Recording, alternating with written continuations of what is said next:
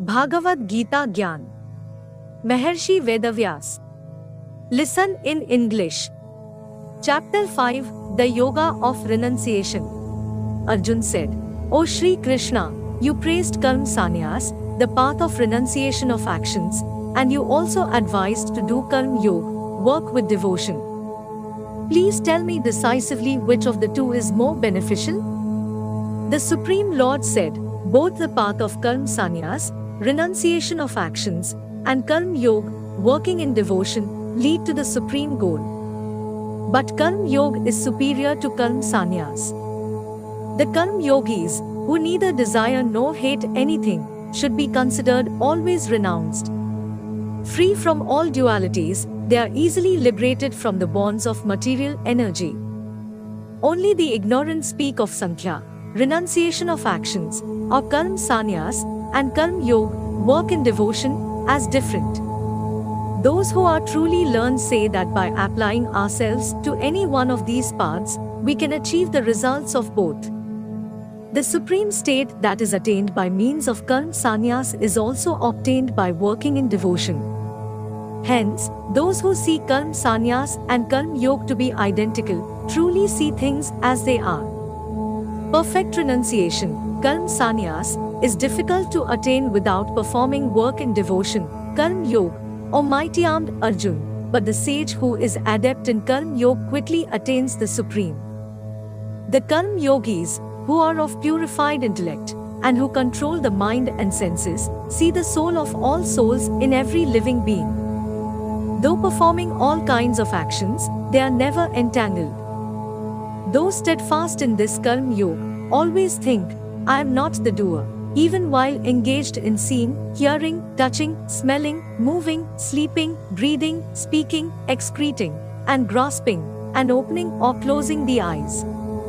With the light of divine knowledge, they see that it is only the material senses that are moving amongst their objects. Those who dedicate their actions to God, abandoning all attachment, remain untouched by sin, just as a lotus leaf is untouched by water. The yogis, while giving up attachment, perform actions with their body, senses, mind, and intellect, only for the purpose of self-purification. Offering the results of all activities to God, the karma yogis attain everlasting peace. Whereas those who, being impelled by their desires, work with a selfish motive become entangled because they are attached to the fruits of their actions. The embodied beings who are self-controlled and detached reside happily in the city of 9 gates, free from thinking they are the doers or the cause of anything.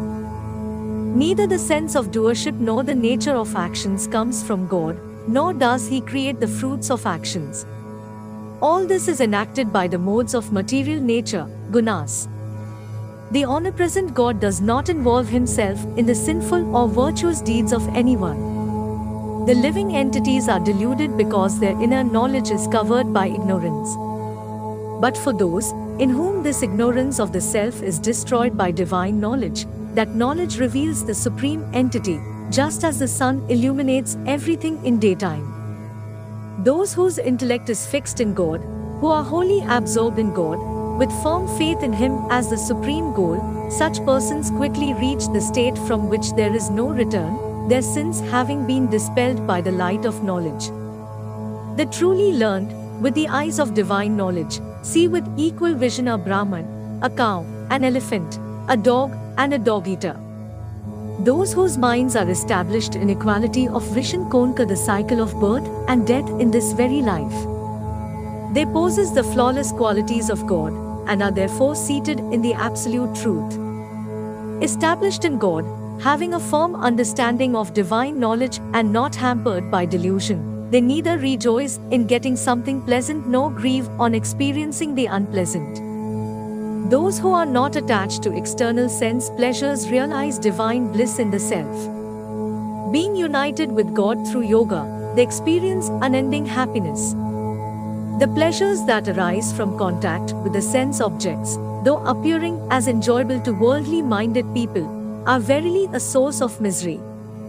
O son of Kunti, such pleasures have a beginning and an end, and so the wise do not delight in them. Those persons are yogis who before giving up the body are able to check the forces of desire and anger, and they alone are happy. Those who are happy within themselves, enjoying the delight of God within, and are illumined by the inner light, such yogis are united with the Lord and are liberated from material existence. Those holy persons, whose sins have been purged, whose doubts are annihilated, whose minds are disciplined, and who are devoted to the welfare of all beings, attain God and are liberated from material existence. For those sannyasis, who have broken out of anger and lust through constant effort, who have subdued their mind, and are self-realized, liberation from material existence is both here and hereafter. Shutting out all thoughts of external enjoyment, with the gaze fixed on the space between the eyebrows, equalizing the flow of the incoming and outgoing breath in the nostrils, and thus controlling the senses, mind, and intellect, the sage who becomes free from desire and fear, always lives in freedom. Having realized me as the enjoyer of all sacrifices and austerities, the supreme Lord of all the worlds, and the selfless friend of all living beings, my devotee attains peace.